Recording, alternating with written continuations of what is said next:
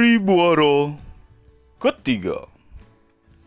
Tiur pembawa damai sejahtera. Tiur salah satu teman Anita juga.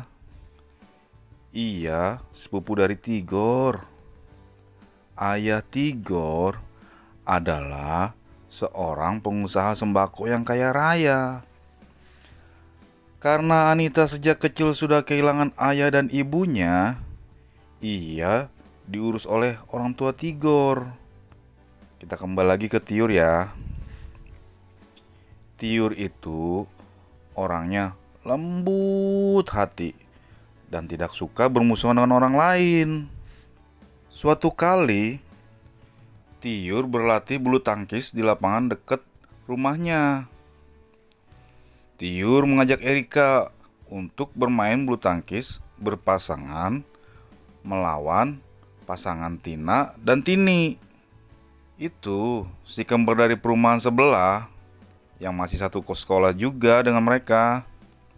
Di set pertama, Tiur dan Erika kalah dari si kembar.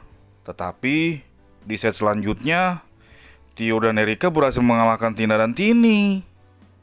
Tina yang temperamental tidak menerima kekalahannya dengan sportif. Ia membanting raketnya dan meninggalkan kembarannya di lapangan. Tiur kaget melihat sikap Tina, sementara Tini hanya terdiam sambil memungut raket kembarannya yang tergeletak di tengah lapangan itu. Sejak hari itu, Tina selalu melengos bila disapa Tiur dan Erika. Tini yang awalnya biasa saja, lama-lama juga bersikap yang sama. Hari-hari mereka menjadi tidak enak untuk dijalani. Padahal mereka sekelas loh dan memiliki arah pulang yang sama. Setiap selesai kelas terakhir, langsung Tina dan Tini menuju pintu keluar dan langsung pulang. Tiur sedih, namun tidak tahu apa yang harus ia perbuat. Ia lalu menelpon Harry, si ketua kelas, dan menanyakan apa yang sebaiknya ia lakukan. Keesokan harinya, mereka berempat dipanggil Harry dan diajak berbicara untuk menyelesaikan persoalan tersebut. Namun, lagi-lagi Tina bersikap kurang sopan. Di saat Harry sedang menyampaikan maksudnya, Tina berdiri dan tanpa berkata apa, menggeser kursinya dan kasar. Lalu sambil memanting pintu, ia keluar. Ternyata hal yang sama diikuti Tini. Tiur semakin sedih karena upayanya untuk berdamai dengan si kembar gagal. Di malam hari sebelum tidur, Tiur berdoa kepada Tuhan dan meminta Tuhan membuka jalan agar ia dan Erika bisa berdamai dengan Tina dan Tini. Setelah beberapa lama, doa mereka terjawab. Kepala sekolah memanggil mereka berempat menjadi utusan sekolah untuk pertandingan bulu tangkis antar sekolah di tingkat kabupaten. Kepala sekolah menetapkan Tiur berpasangan dengan Tina, lalu Erika berpasangan dengan Tini. Baik Tiur dan Tina sama-sama kaget mendengar keputusan itu. Tetapi mereka berdua tidak berani melawan.